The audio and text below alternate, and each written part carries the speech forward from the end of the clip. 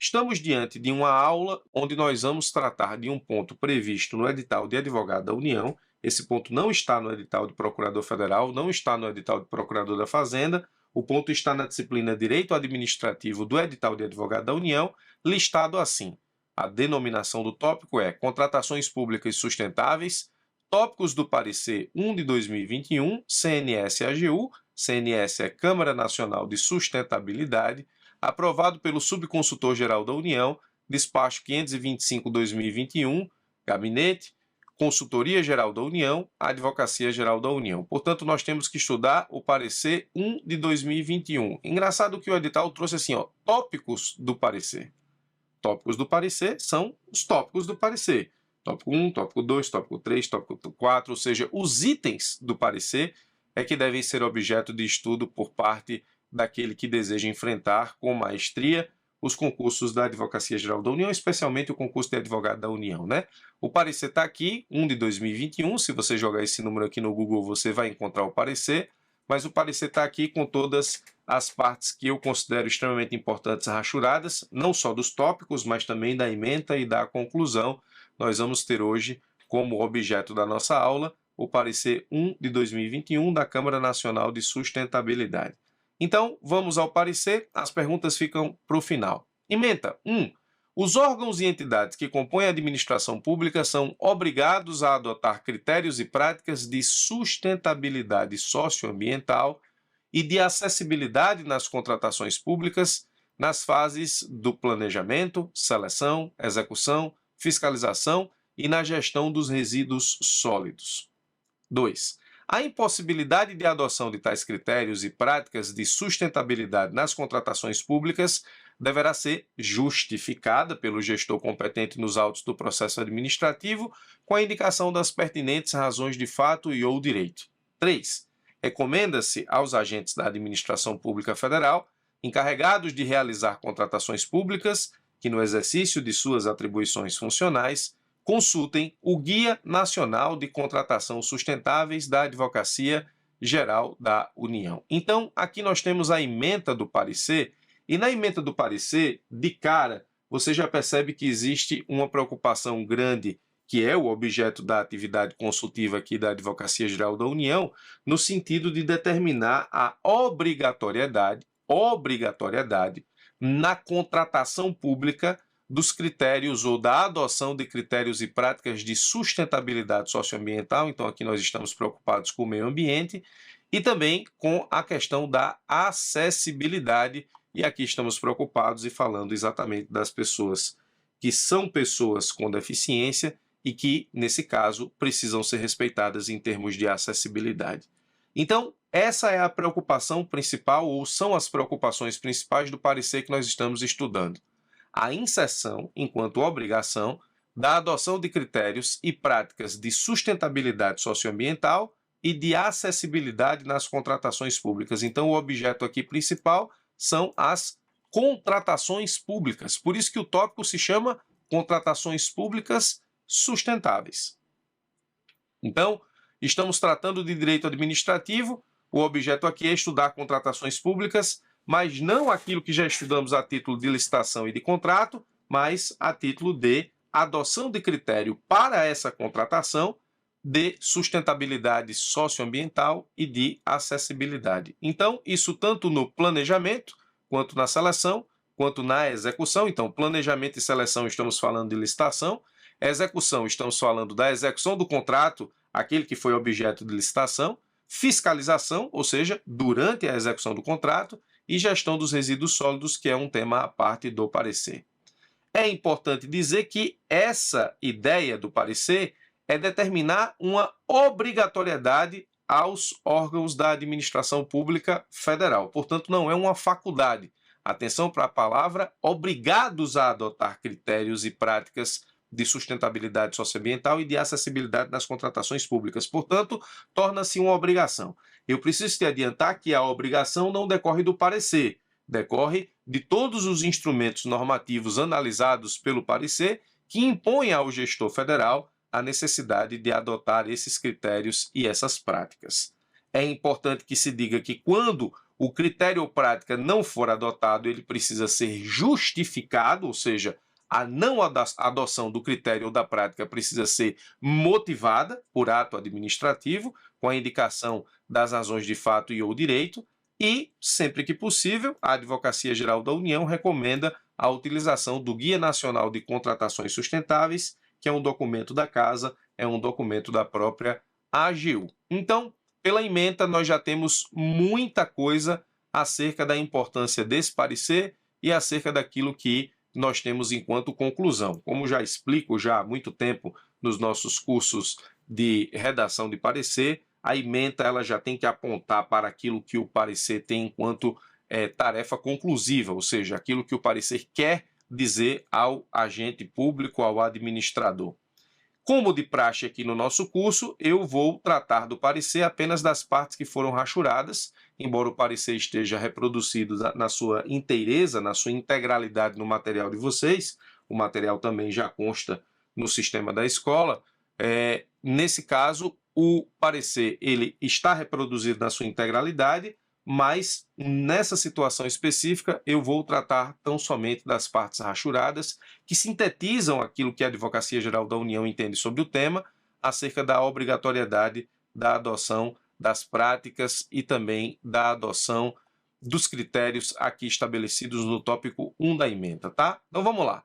O tópico da fundamentação, que é o tópico 1, diz o seguinte: o meio ambiente na Constituição, direito fundamental, bem jurídico per si e objeto de tutela estatal. Então, a Advocacia Geral da União começa o seu parecer explicando a fundamentalidade em termos constitucionais do meio ambiente, explicando que se trata não de um bem jurídico que está dentro de um contexto a ser protegido, mas ele deve ser protegido enquanto bem jurídico isolado mesmo, e o objeto dessa proteção é tutela estatal. Então, a parte que nos interessa.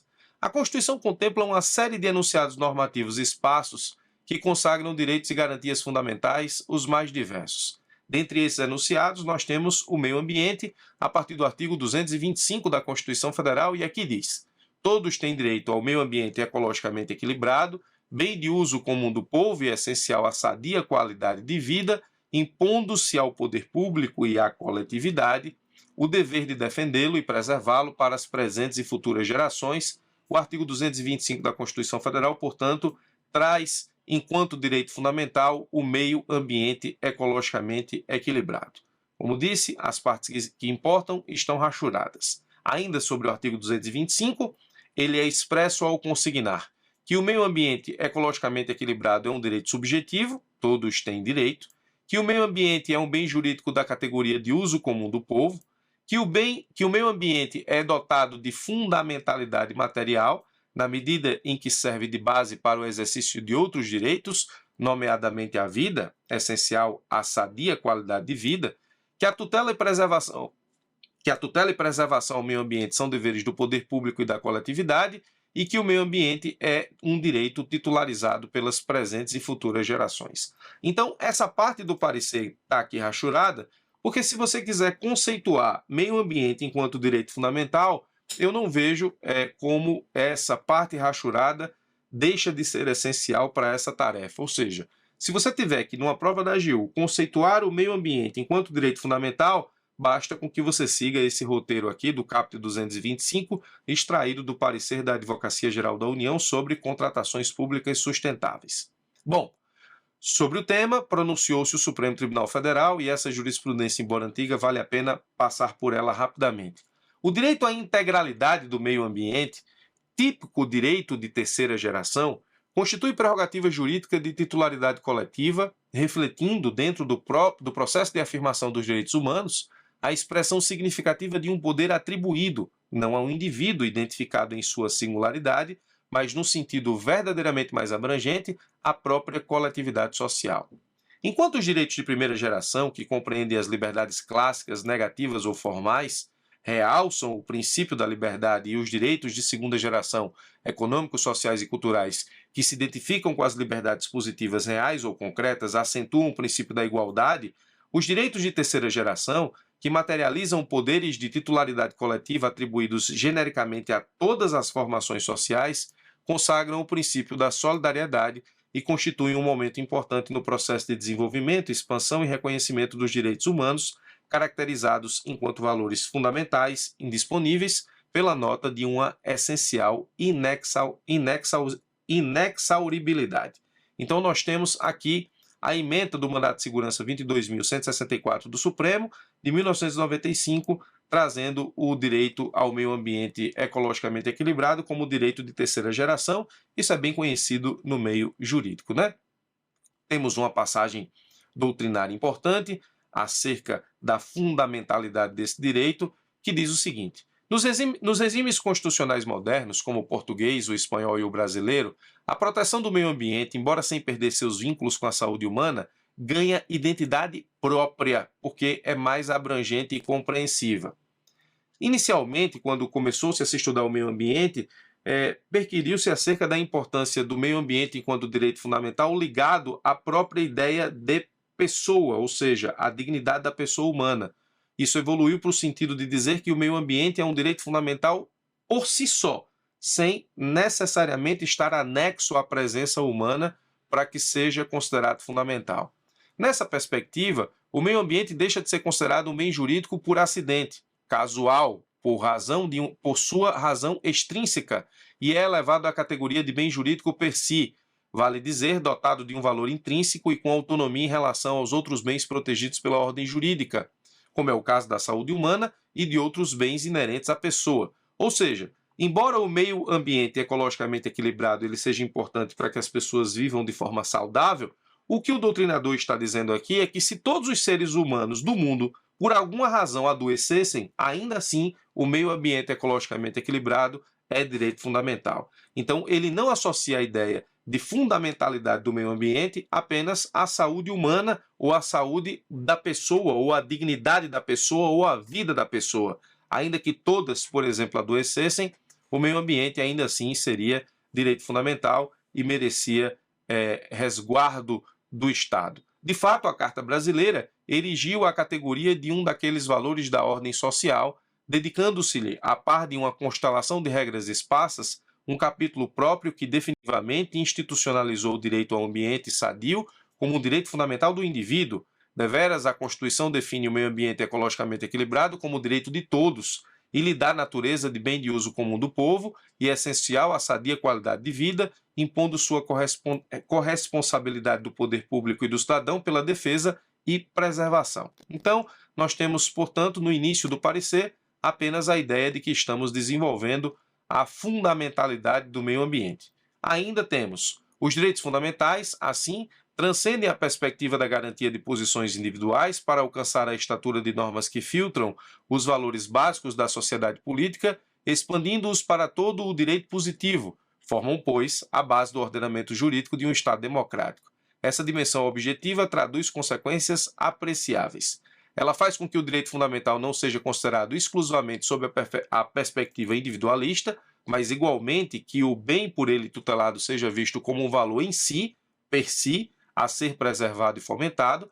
A perspectiva objetiva, nesse sentido, legitima até restrições aos direitos subjetivos individuais, limitando o conteúdo e o alcance dos direitos fundamentais em favor dos seus próprios titulares ou de outros bens constitucionalmente valiosos. Outra importante consequência da dimensão objetiva dos direitos fundamentais está em ensejar um dever de proteção pelo Estado dos direitos fundamentais contra agressões dos próprios poderes públicos provinda de particulares e de outros Estados. Então, toda a fundamentação do primeiro tópico do parecer é para tratar do direito ao meio ambiente como direito fundamental, assim estabelecido na Constituição Federal, como um bem jurídico per si, ou seja, que não tem a fundamentabilidade anexada a outro valor constitucional e que a tutela estatal é uma das tutelas previstas na Constituição de forma a manter esse bem jurídico devidamente equilibrado, permitindo que ele seja o meio através do qual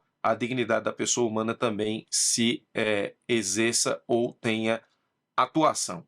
O tópico 2 do parecer diz: a acessibilidade como exigência constitucional. Como expliquei, os dois principais pontos do parecer, ou os dois pontos do parecer são meio ambiente e a sua proteção. Aí vamos adentrar depois em como isso se dá em termos de contratação pública. o segundo tópico, a acessibilidade como exigência constitucional. A Constituição Federal também contempla uma série de enunciados normativos dirigidos à proteção de pessoas com deficiência. Em particular, destacam-se os artigos 227, parágrafo 2º e 244, que prescrevem que a lei disporá sobre a adaptação dos logradouros, dos edifícios de uso público e dos veículos de transporte coletivo atualmente existentes, a fim de garantir acesso adequado às pessoas com deficiência.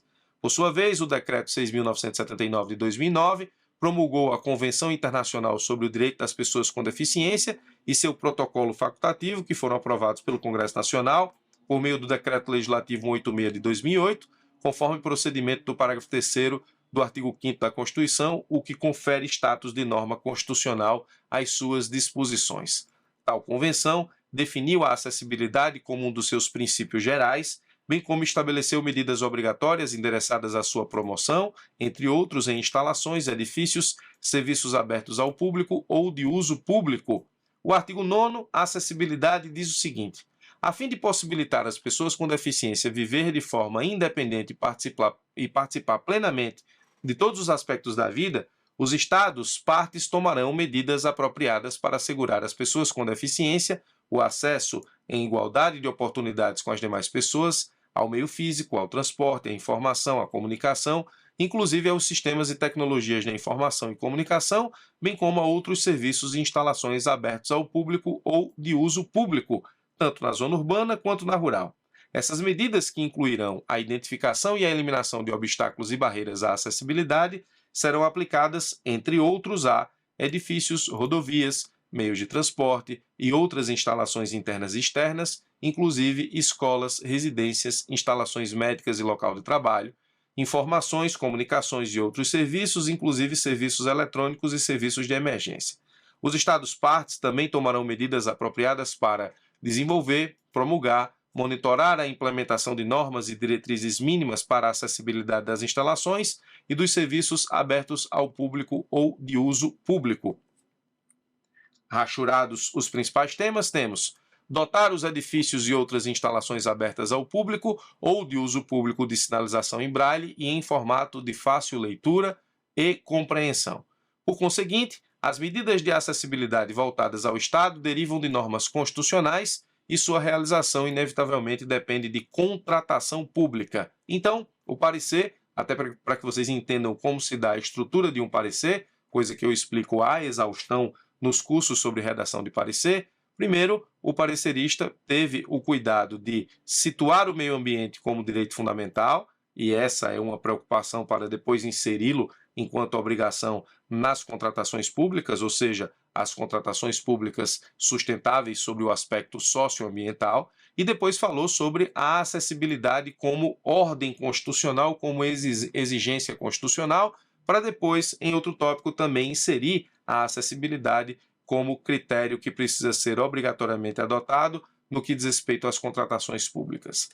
Aí, o terceiro tópico começa a falar sobre sustentabilidade e diz: a sustentabilidade como norte do desenvolvimento nacional e princípio vinculante da atuação estatal, com vistas a promover o bem-estar das presentes e futuras gerações. Então, aqui, o parecerista começa a falar sobre o princípio do desenvolvimento sustentável para vincular as duas coisas e tratar de contratações sustentáveis do poder público logo em seguida. A parte rachurada que nos importa diz o seguinte: o princípio do desenvolvimento sustentável, ou meramente sustentabilidade, artigos 3º, 170, inciso 6, 225 Constituição, não pode ser concebido como princípio abstrato, elusivo ou de observância protelável, vincula plenamente e se mostra inconciliável com o reiterado descumprimento da função socioambiental de bens e serviços. Ou seja, as contratações não sustentáveis violam o princípio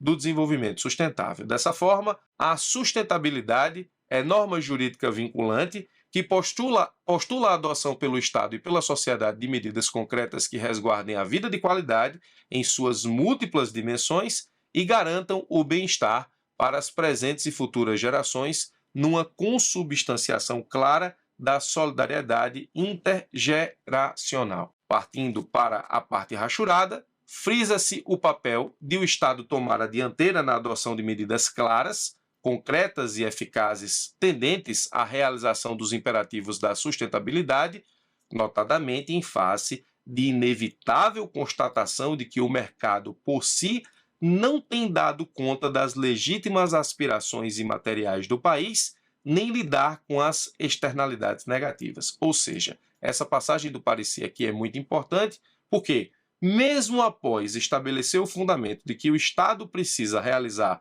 contratações sustentáveis sob o aspecto do meio ambiente ou socioambiental e também de acessibilidade, nós vimos que as duas situações encontram respaldo ou ordem ou obrigação constitucional. Essa passagem do parecer deixa clara que o Estado, mais do que ninguém, precisa dar o exemplo, porque a iniciativa privada, portanto o mercado, não cumpre esse papel. Então, está aqui uma informação bastante importante para que você possa usar, inclusive, em eventual questionamento de segunda fase sobre o tema. O tópico 4 do parecer diz a conformação do poder de compra do Estado pela sustentabilidade, a necessidade de contratações sustentáveis e a função regulatória das licitações. Vamos lá, ó. Até agora a gente só fundamentou.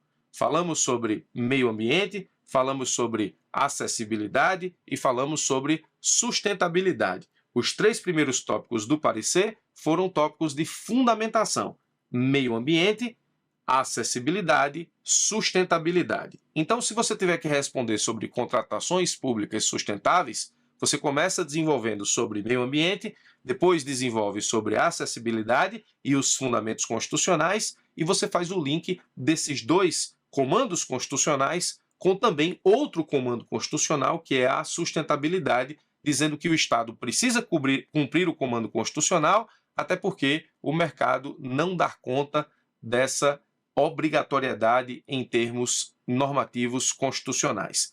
Agora, o Estado precisa dar o exemplo, sim, mas mais que isso, não se trata apenas de um exemplo, é um exemplo bastante robusto. E esse tópico do parecer, o ponto 4, é o mais importante, e ele explica exatamente por quê. Por quê? Porque estima-se que a relação entre compras governamentais e o PIB no período de 2006 a 2012 atingiu a média de 13,8%. O menor percentual alcançado no interstício foi de 13% e o maior, 14,5%. Da referida média, a administração pública federal responde por 7,9%. Então, 8% do PIB brasileiro diz respeito a compras governamentais federais. A administração pública municipal, 3,5% e a estadual, 2,4%.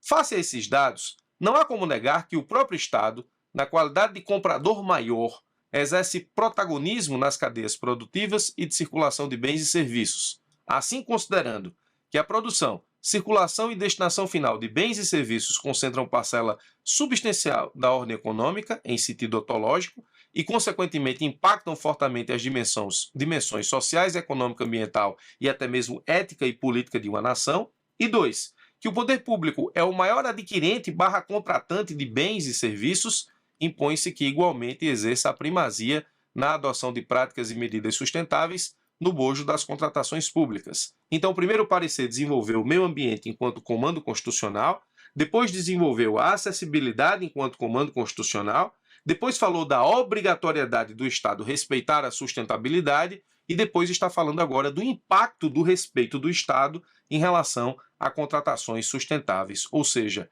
13,8% do PIB diz respeito a contratações do poder público, dentre elas 7,9% do poder público federal. Vamos para a parte que importa a rachurada.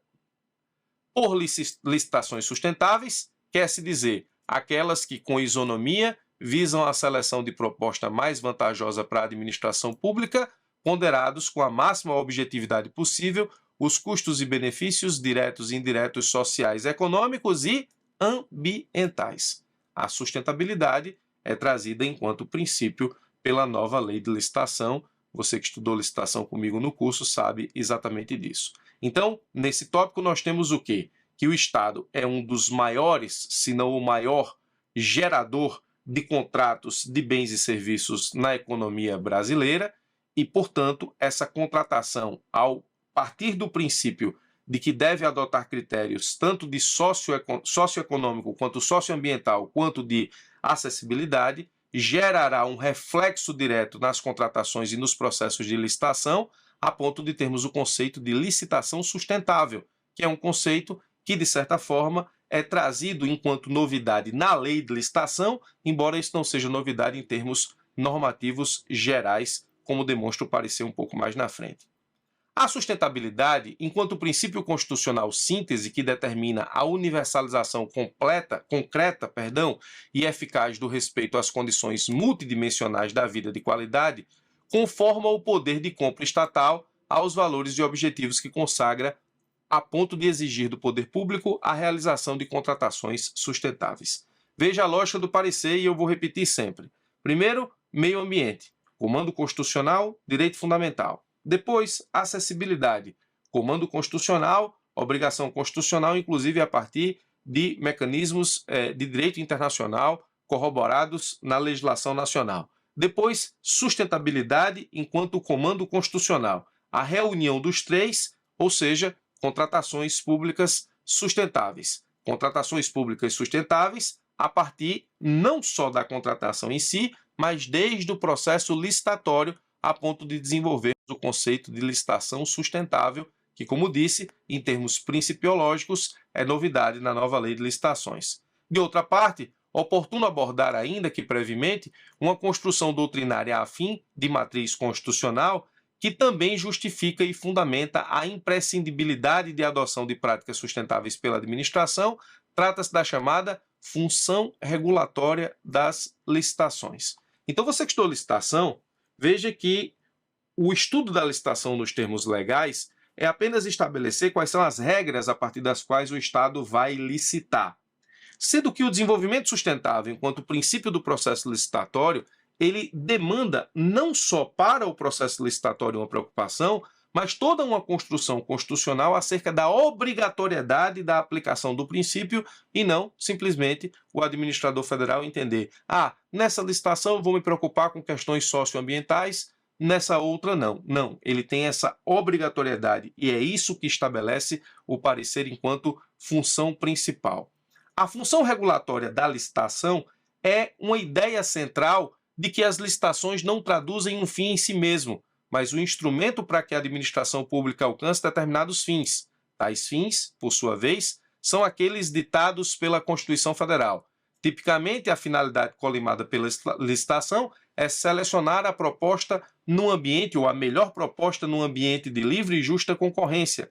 Entretanto, uma vez que a Constituição consagra uma pluralidade de valores e finalidades públicas, desenvolvimento tecnológico, proteção ao meio ambiente, inclusão social, promoção à acessibilidade, as licitações também devem servir de instrumento para sua concretização.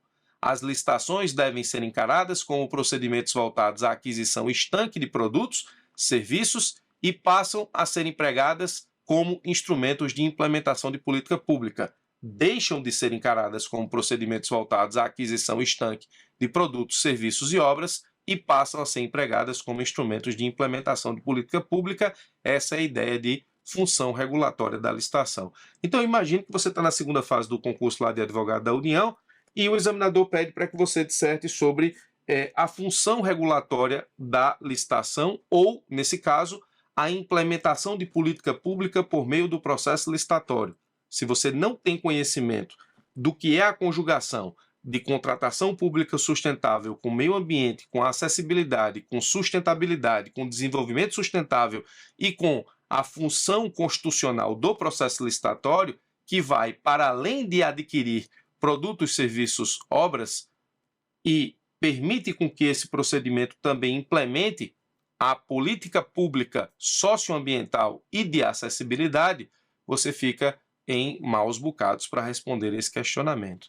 Então, função regulatória de licitação ou política pública realizada por meio de processo licitatório nada mais é do que a aplicação de critérios e a adoção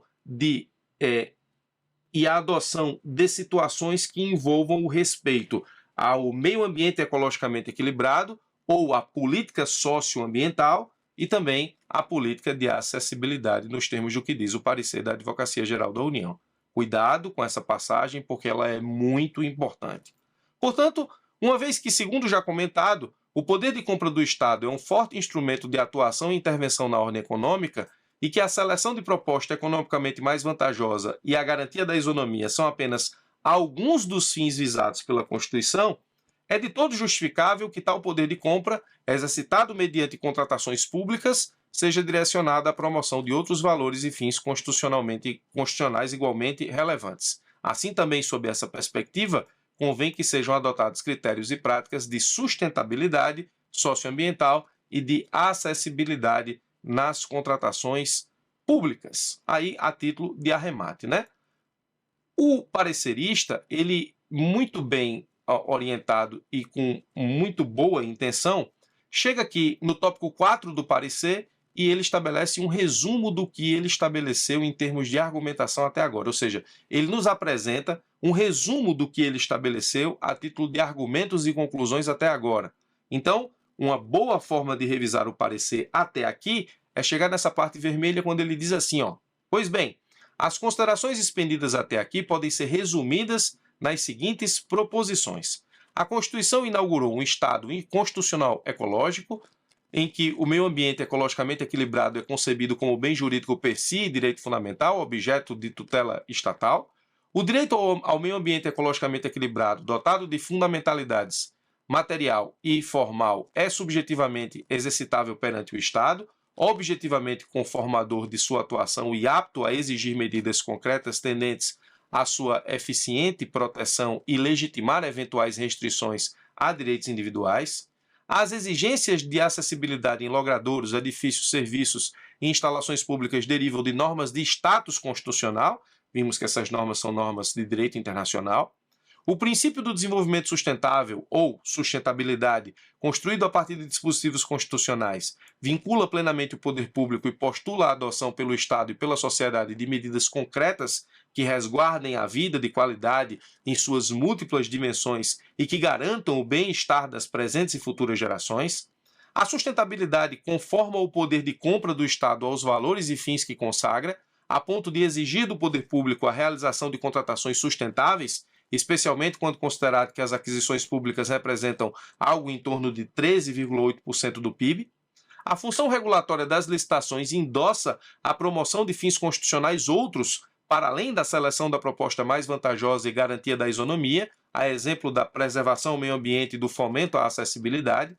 O direito fundamental ao meio ambiente ecologicamente equilibrado, o princípio do desenvolvimento sustentável e os múltiplos valores constitucionais albergados pela chamada função regulatória das licitações impõem a adoção de critérios e práticas de sustentabilidade socioambiental e de acessibilidade nas contratações públicas.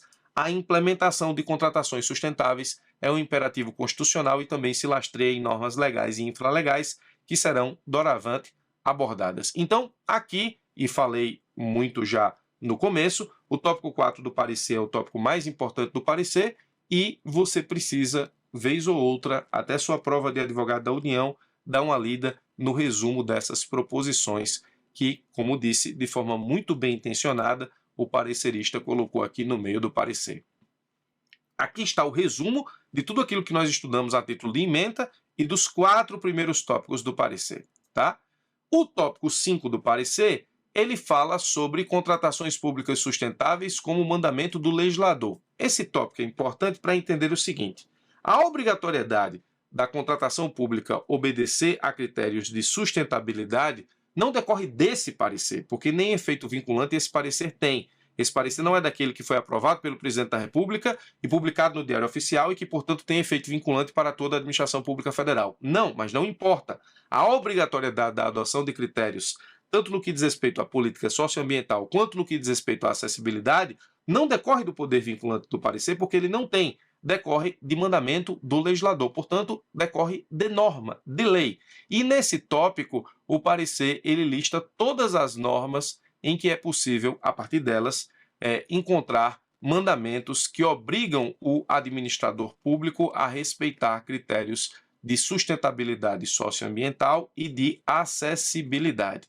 Eu trouxe, portanto, a título de estudo aqui apenas a parte que nos importa, ou seja, apenas aquelas leis principais que estão no seu concurso e que servirão de fundamentação para eventual argumentação sua em provas subjetivas e orais sobre o tema, tá?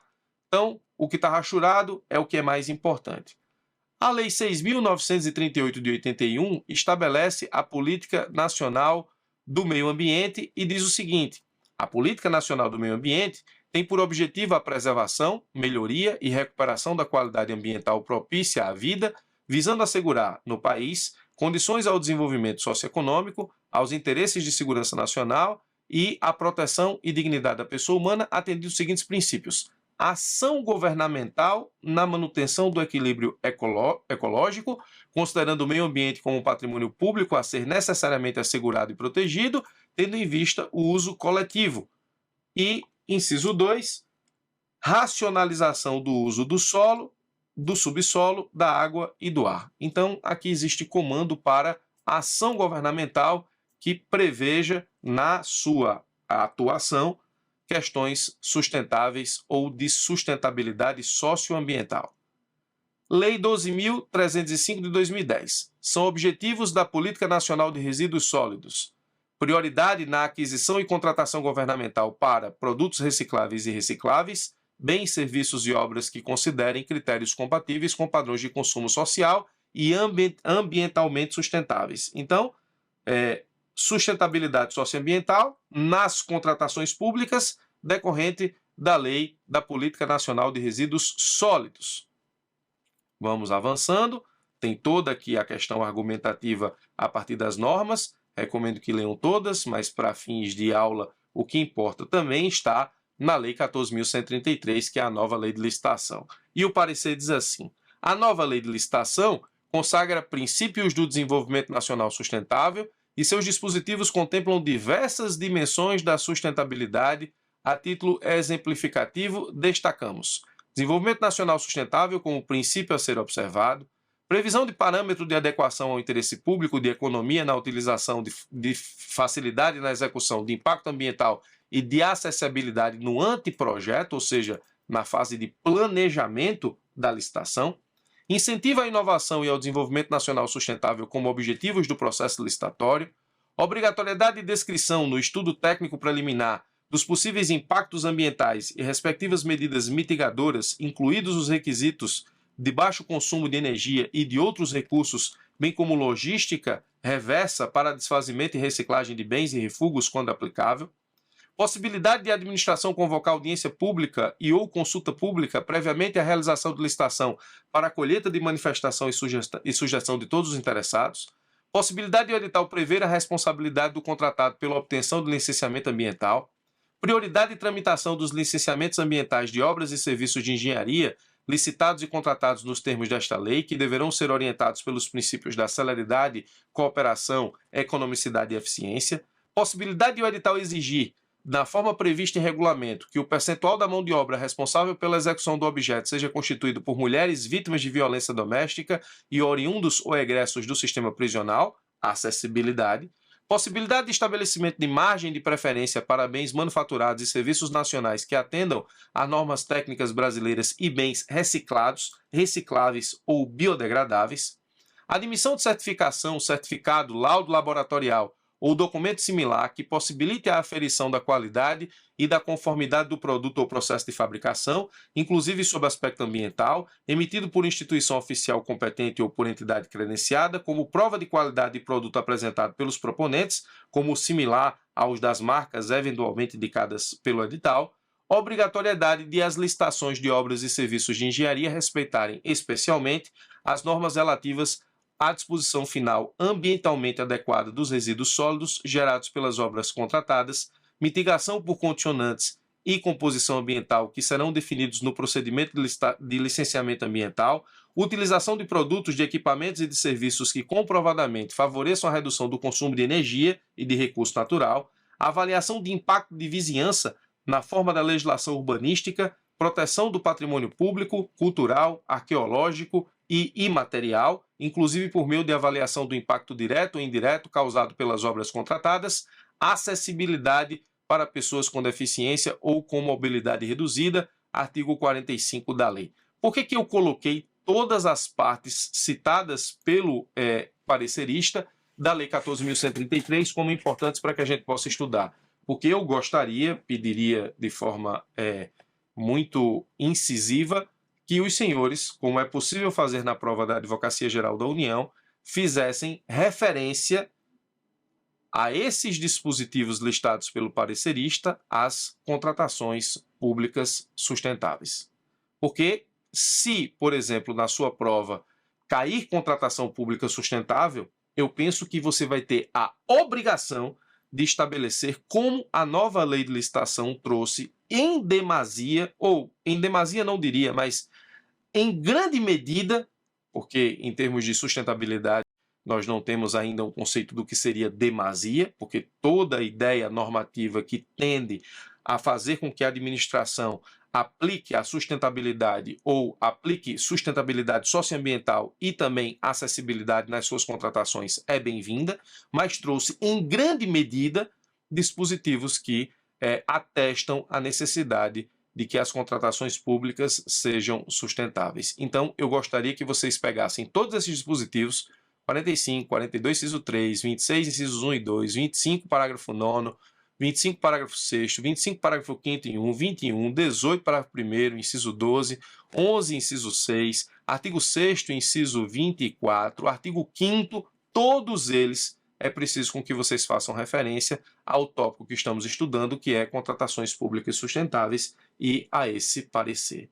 Isso vai ser muito importante se esse tema cai na sua prova de advogado da União, para que você possa, nesse caso, enfrentar questionamentos sobre o tema, sejam diretos ou indiretos. Indiretos, disserte sobre contratações públicas sustentáveis. Ou você pode ter o seguinte questionamento na sua segunda fase, disserte sobre como a Lei 14.133 impõe à administração a sustentabilidade socioambiental nas contratações do Poder Público Federal. Está aí um questionamento de prova subjetiva que você poderia enfrentar, e antes dessa aula ou desse parecer, talvez você não conseguisse enxergar todos esses dispositivos enquanto dispositivos que obrigam a sustentabilidade enquanto princípio a ser obedecido obrigatoriamente pela administração pública federal nas suas contratações. Não só nas contratações, mas como vimos um passo atrás, desde o planejamento do processo licitatório. Ou seja, o próprio processo licitatório que tem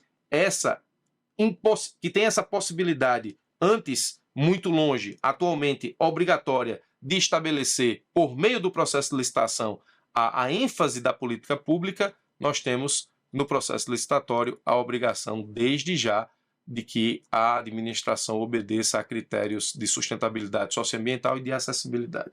Afinal de contas, eu só posso contratar aquilo que estiver licitado. E, portanto, desde o planejamento da licitação, a sustentabilidade precisa ser obedecida. Então, o desenvolvimento nacional sustentável enquanto princípio, artigo 5º, esse você poderia, de repente, até encontrar na prova e na lei sem minha ajuda, mas penso que uma resposta completa vai passar pela indicação de todos esses dispositivos e veja, se você consegue fazer referência a todos esses dispositivos, você vai conseguir uma resposta completa sobre a referência que a nova lei de licitação tem enquanto obrigatoriedade na contratação pública de forma sustentável ou a obedecer o princípio do desenvolvimento nacional sustentável. Tá? Muito bem. O tópico 6 não nos interessa tanto. Por quê? Vou lhe explicar. Inserção de práticas e critérios de sustentabilidade e acessibilidade nas contratações públicas pelo poder regulamentar.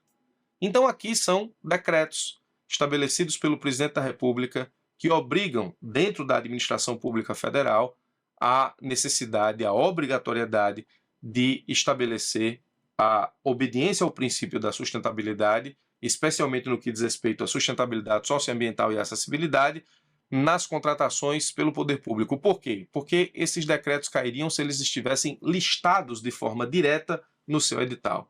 Decretos do Poder Executivo Federal, se você for estudar todos os decretos, você vai entrar num processo de enlouquecimento sem fim. Então, aqui o parecer, embora eu recomenda ler, não é algo que você tenha que se preocupar em decorar, quais são as normas regulamentares internas da administração federal que impõem essa obrigatoriedade. Para fins de parecer, isso é obrigatório. Para fins de concurso, não há necessidade. A legislação, e aí sim, que mais importa, eu rachurei no tópico anterior. A Lei 14.133, que é a nova lei de licitação, também rachurei a parte que temos acerca dos objetivos da Política Nacional de Resíduos Sólidos, na Lei de Resíduos da Política Nacional de Resíduos Sólidos e na Lei da Política Nacional do Meio Ambiente, tá? Então, essa parte rachurada é a que importa, embora recomenda, como já fiz na aula passada, acerca do outro parecer que estudamos, acerca da aplicação da retroatividade ou irretroatividade da lei de improbidade no processo administrativo disciplinar, recomendo a leitura do parecer na sua integralidade.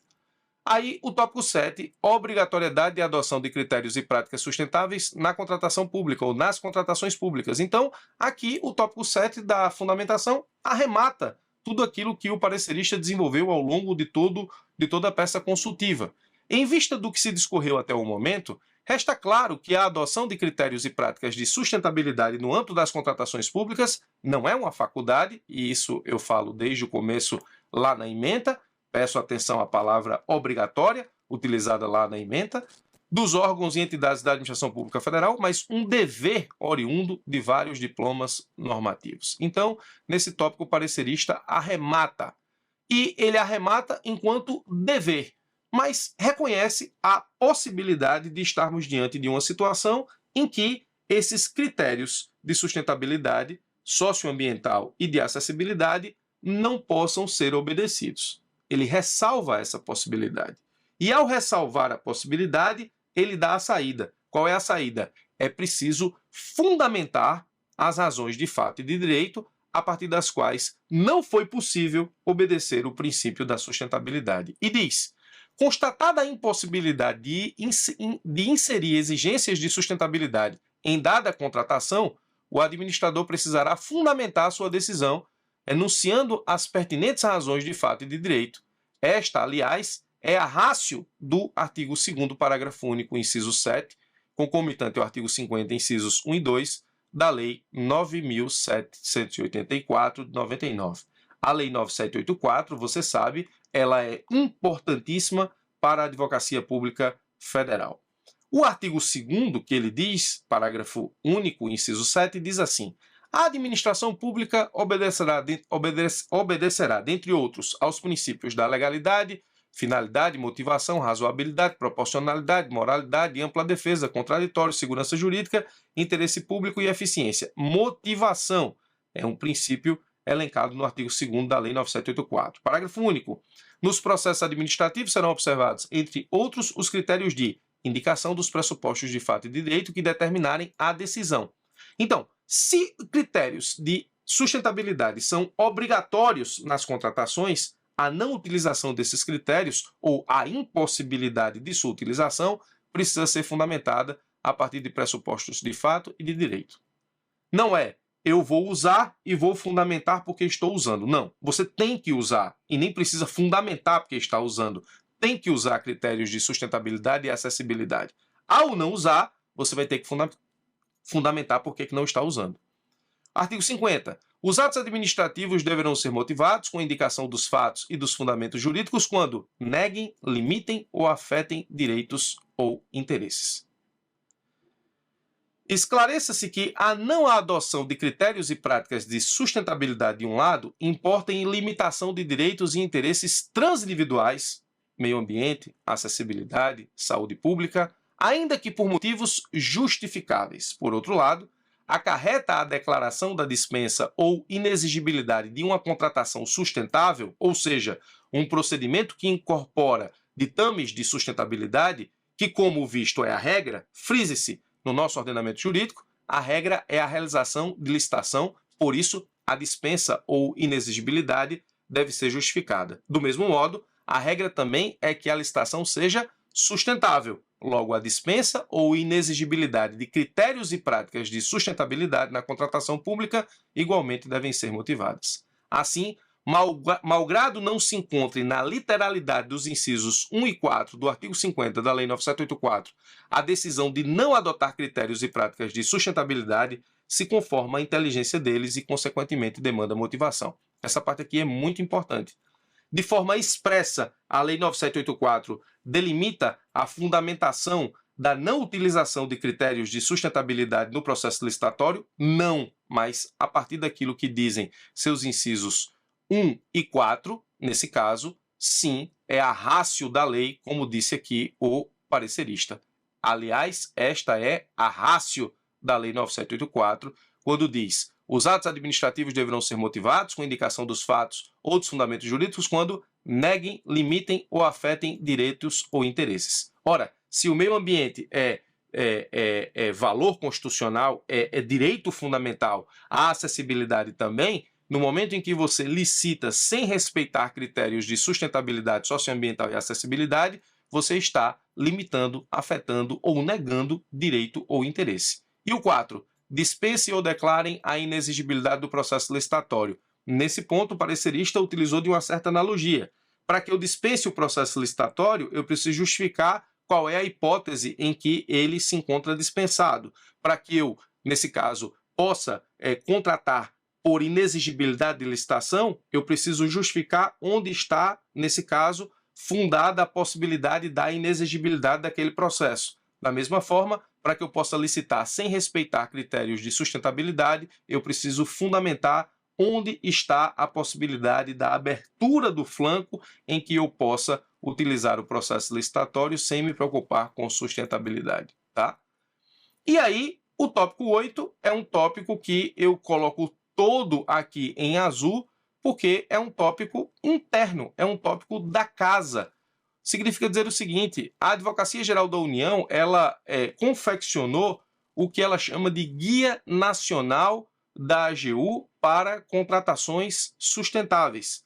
E o tópico 8, ele sugere que os administradores públicos federais, sempre que possível, e principalmente no caso de dúvidas, para promover segurança jurídica e para implementar contratações sustentáveis, utilizem do Guia Nacional da AGU sobre as contratações sustentáveis. Essa parte a gente vai ler por completo, porque diz respeito diretamente a material produzido pela casa a partir da qual vocês, com o enfrentamento do concurso público, querem integrar. Então vamos lá.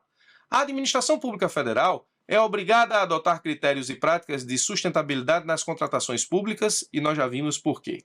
Contudo, a implementação de contratações sustentáveis a níveis desejáveis é dificultada pela falta de experiência, em uma vez que o tema, embora de comando constitucional seja um tanto quanto novo, conhecimento e expertise dos gestores públicos a respeito do tema, até porque elas consubstanciam uma mudança paradigmática. Nesse sentido, o Guia Nacional de Contratações Sustentáveis da AGU, já em sua terceira edição, foi concebido com o intuito de suprir essa lacuna. De fato, trata-se de um instrumento facilitador que didática e objetivamente orienta os agentes públicos a respeito do passo a passo de uma contratação sustentável.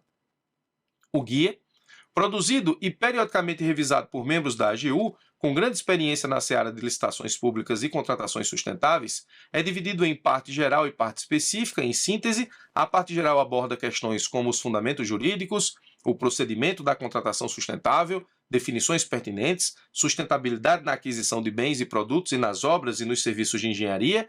Já a parte específica cuida da legislação aplicável, bem como das principais determinações, providências e precauções a serem tomadas relativamente às contratações de bens, serviços e obras. A propósito, convém registrar uma observação do próprio guia.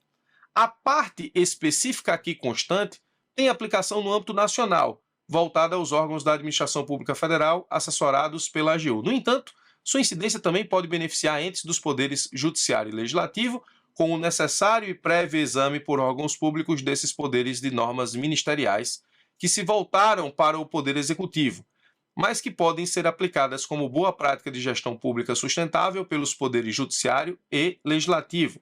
De igual forma, atente-se para eventuais normativos existentes no âmbito de cada poder, com especial destaque aos normativos do CNJ para o Poder Judiciário.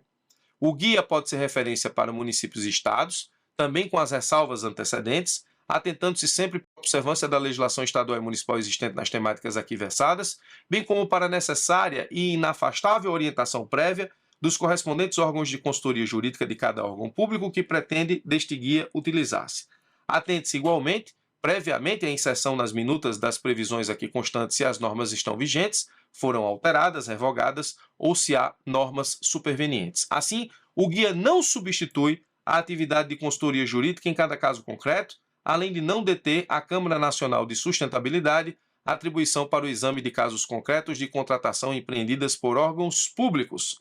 Digno de nota que o Tribunal de Contas da União reconheceu a importância e o caráter referencial assumido pelo guia da AGU, editado pelo então Núcleo Especializado em Sustentabilidade das Licitações, conforme assentado no Acórdão Tal de 2017, disse o TCU.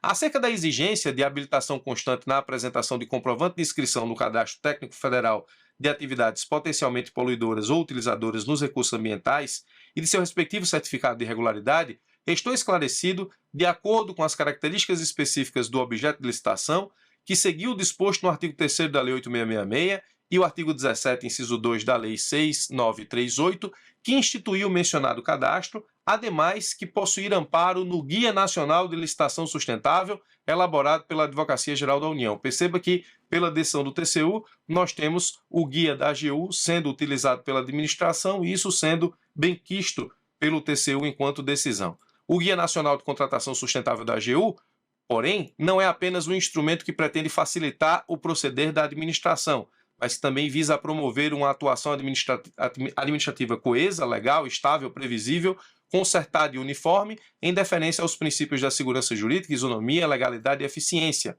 Logo, é desejável que os inúmeros órgãos e entidades federais o utilizem como fonte permanente de consulta, visto que isso os ajudará a lograr resultados exitosos em termos de implementação e juridicidade nas contratações sustentáveis. A propósito, o recente artigo da Lei 30, da Lei de Introdução às Normas de Direito Brasileiro, determina que a autoridade pública atue de forma a aumentar a segurança jurídica na aplicação das normas, valendo-se, entre outros meios, de regulamentos, súmulas, respostas a consultas. A gente, inclusive, estudou esse artigo 30 quando estudamos o decreto na aula retrasada no curso AGU via Zoom.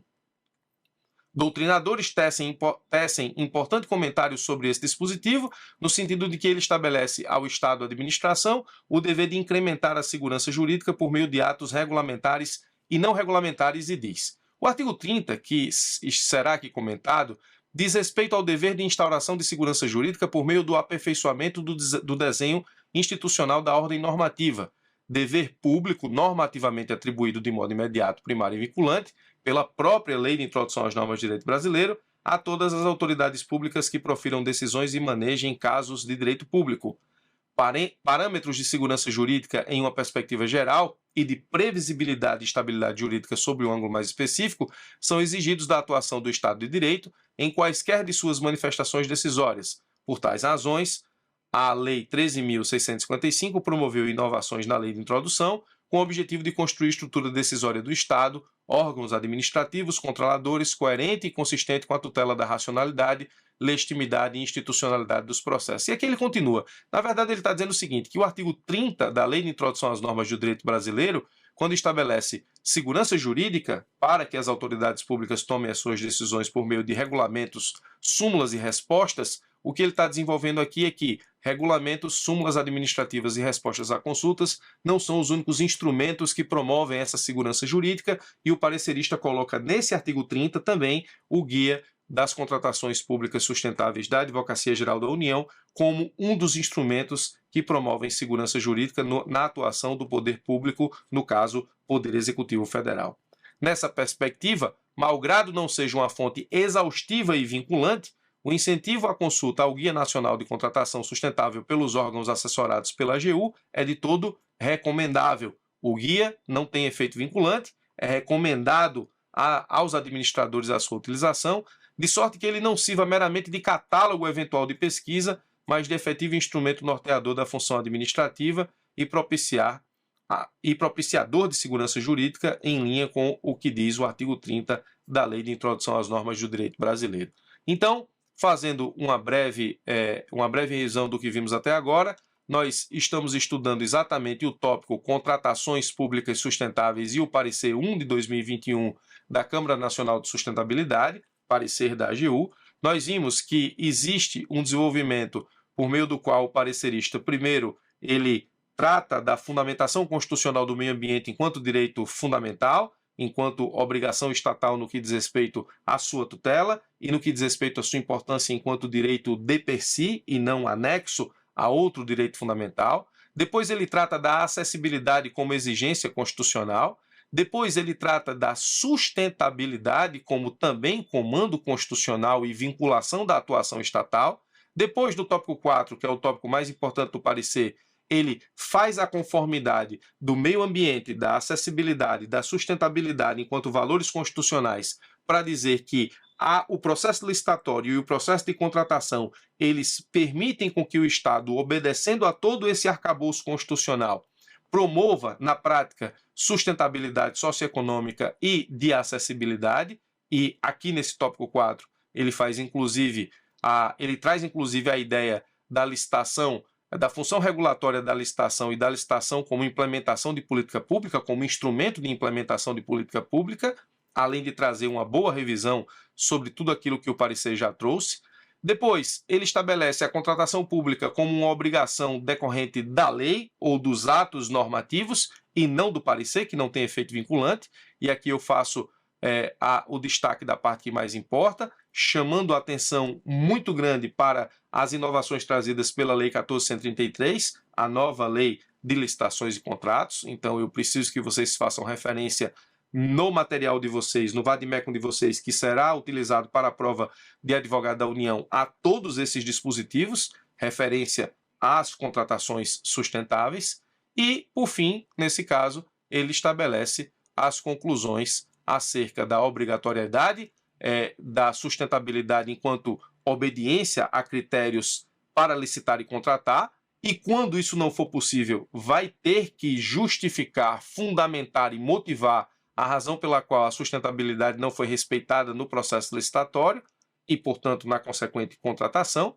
E, no final, existe a lembrança de que o Guia Nacional da AGU acerca das contratações sustentáveis é instrumento que promove segurança jurídica e que deve ser consultado, a título inclusive do que disse o Tribunal de Contas, pelos administradores públicos federais, no que diz respeito à implementação da sustentabilidade socioeconômica e de acessibilidade nas contratações, sendo também possível a sua utilização, guardadas as devidas proporções e a adequação à realidade normativa de cada ente, pelo poder executivo, principalmente, pelo poder judiciário e legislativo, além de estados e municípios, ok?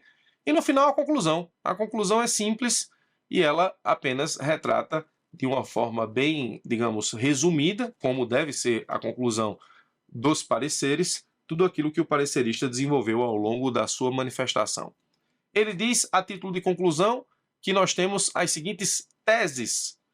Os órgãos e entidades que compõem a administração pública são obrigados a adotar critérios e práticas de sustentabilidade socioambiental e de acessibilidade nas contratações públicas, nas fases de planejamento, seleção, execução, fiscalização e na gestão dos resíduos sólidos. A impossibilidade de adoção de tais critérios e práticas de sustentabilidade nas contratações públicas deverá ser justificada pelo gestor competente nos autos do processo administrativo com indicação das razões pertinentes de fato e ou direito, e recomenda-se aos agentes da administração pública federal encarregados de realizar contratações públicas que, no exercício de suas atribuições, consultem o Guia Nacional de Contratações Sustentáveis da AGU. As teses aqui da conclusão foram, inclusive, os tópicos da ementa do parecer, não sei se você percebeu. E existe, portanto, a finalização do parecer com todas as referências e com os colegas advogados da União, autores, advogados e advogadas da União, autores aqui, além também de um procurador federal aqui, autores do parecer ora analisado. Então, nós temos o estudo desse tópico do concurso de advogado da União. Eu sei que é o tipo de aula que não dá para arrancar aplauso, porque praticamente eu vou acompanhando a construção de um parecer da casa, mas o destaque das partes principais e a explicação das vinculações dessas partes e dos reflexos práticos que essas partes têm, me parece que é suficiente para chamar a atenção dos senhores e senhoras sobre aquilo que pode ser objeto de questionamento em prova e aquilo que eu coloco em vermelho é muitíssimo importante, aquilo que eu coloco em amarelo é importante, embora eu recomende efetivamente a leitura do parecer em sua integralidade, além de vocês, por favor, fazerem a devida referência no vade-mecum a tudo aquilo que trouxe a Lei 14.133 em termos de novidade sobre a sustentabilidade enquanto comando decorrente desse estatuto normativo, tá bom? É isso, eu dou a aula por encerrada, ou melhor, eu dou o conteúdo por ministrado.